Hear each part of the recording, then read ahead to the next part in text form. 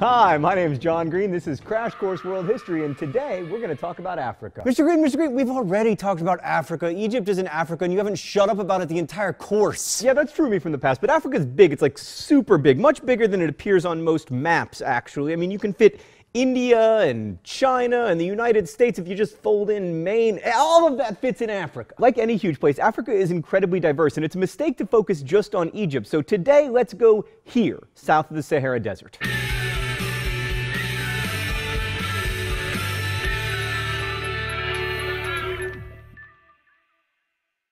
First, let's turn to written records. Oh, right, we don't have very many, at least not written by sub-Saharan Africans. Much of African history was preserved via oral rather than written tradition. These days, we tend to think of writing as the most accurate and reliable form of description, but then again, we do live in a print-based culture. And we've already said that writing is one of the markers of civilization, implying that people who don't use writing aren't civilized, a prejudice that has been applied over and over again to Africa. But one, if you need evidence that it's possible to produce amazing literary artifacts without the benefit of writing, let me direct your attention to the Iliad and the Odyssey, which were composed and memorized by poets for centuries before anyone ever wrote them down. And two, no less an authority than Plato said that writing destroys human memory by alleviating the need to remember anything. And three, you think oral tradition is uncivilized, but here you are listening to me talk. But we do have a lot of interesting records for some African histories, including the legendary tale of Mansa Musa. By legendary, I mean some of it probably isn't true, but it sure is important. Let's go to the thought bubble. So there was this king, Mansa Musa, who ruled the West African Empire of Mali, and in 1324-ish, he left his home and made the Hajj, the pilgrimage to Mecca.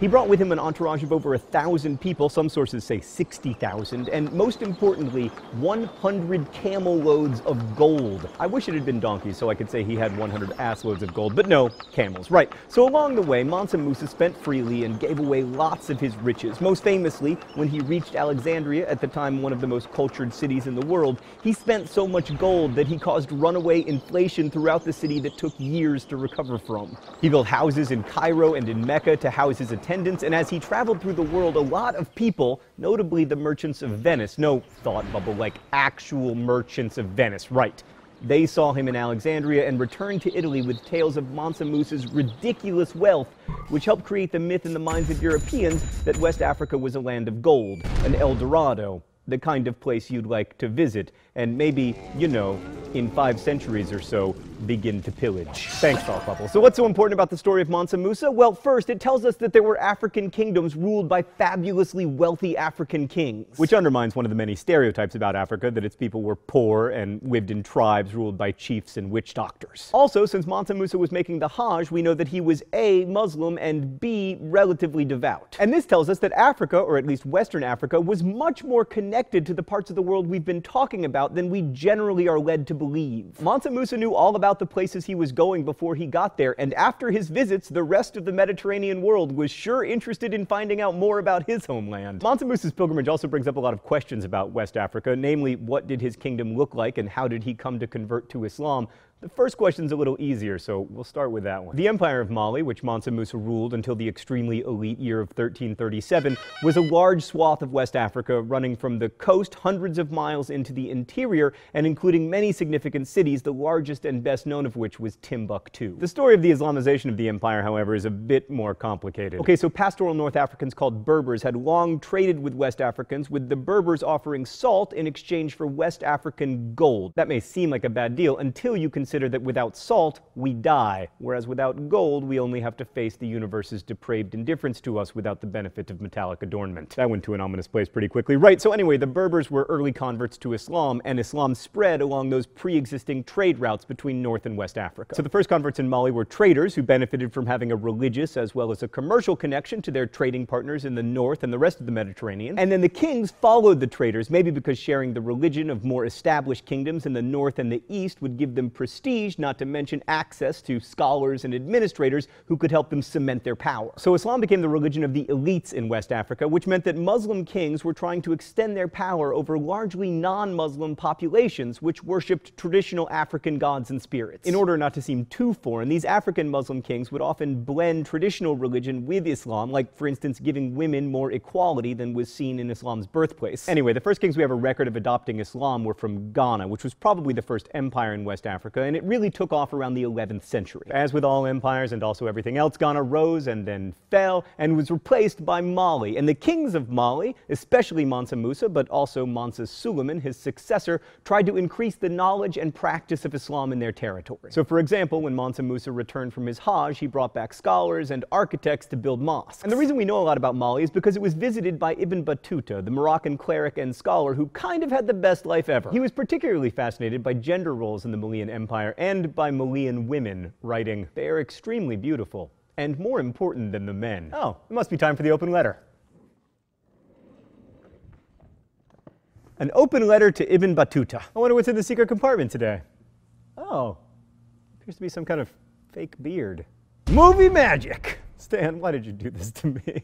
Dear Ibn Battuta, bro, I love Twitter and my Xbox and Hawaiian pizza, but if I had to go into the past and live anyone's life, it would be yours. Because you were this outlandishly learned scholar who managed to parlay your knowledge of Islam into the greatest road trip in history. You went from Mali to Constantinople to India to Russia to Indonesia. You were probably the most well-traveled person before the invention of the steam engine. And everywhere you went, you were treated like a king, and then you went home and you wrote a really famous book called The Real that people still read today, and also you could grow a real beard, and I'm jealous!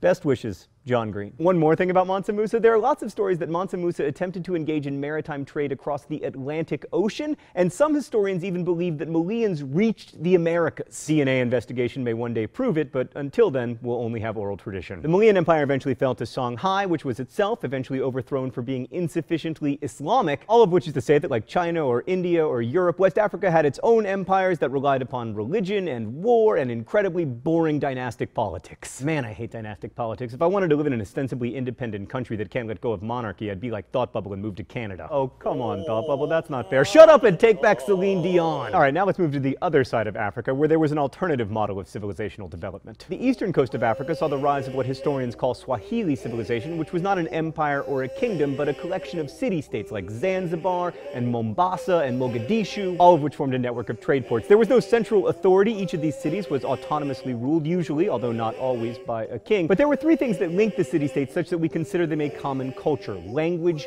trade, and religion. The Swahili language is part of a language group called Bantu, and its original speakers were from West Africa. Their migration to East Africa changed not only the linguistic traditions of Africa, but everything else, because they brought with them ironwork and agriculture. Until then, most of the people living in the East had been hunter-gatherers or herders, but once introduced, agriculture took hold, as it almost always does, unless, wait for it, you're the Mongols.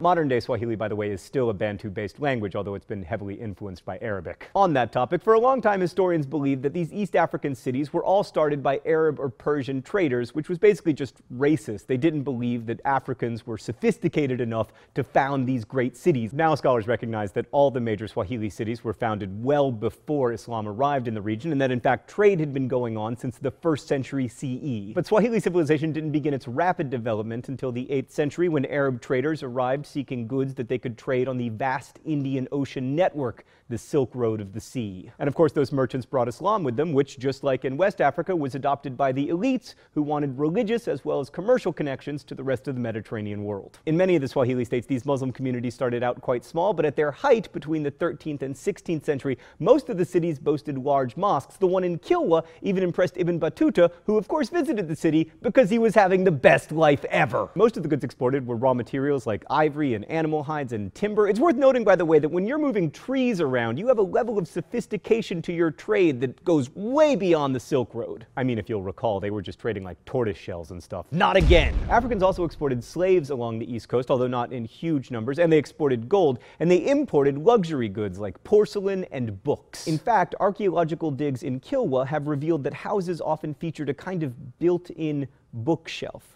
Learning of books through architecture nicely captures the magic of studying history. Archaeology, writing, and oral tradition all intermingle to give us glimpses of the past. And each of those lenses may show us the past as if through some funhouse mirror, but if we're conscious about it, we can at least recognize the distortions. Studying Africa reminds us that we need to look at lots of sources, and lots of kinds of sources, if we want to get a fuller picture of the past. If we relied only on written sources, it would be far too easy to fall into the old trap of seeing Africa as backwards and uncivilized. Through a approaching it with multiple lenses, we discover a complicated, diverse place that was sometimes rich and sometimes not. And when you look at it that way, it becomes not separate from, but part of our history.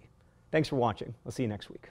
Crash Course is produced and directed by Stan Muller. Our script supervisor is Danica Johnson. The show is written by my high school history teacher, Raoul Meyer, and myself, and our graphics team is Thought Bubble. Last week's phrase of the week was animal crackers. If you want to suggest future phrases of the week or guess at this one, you can do so in comments. Also, if you have questions about today's video, ask them, and our team of historians will endeavor to answer. Thanks for watching and supporting Crash Course, and as we say in my hometown, don't forget to be awesome.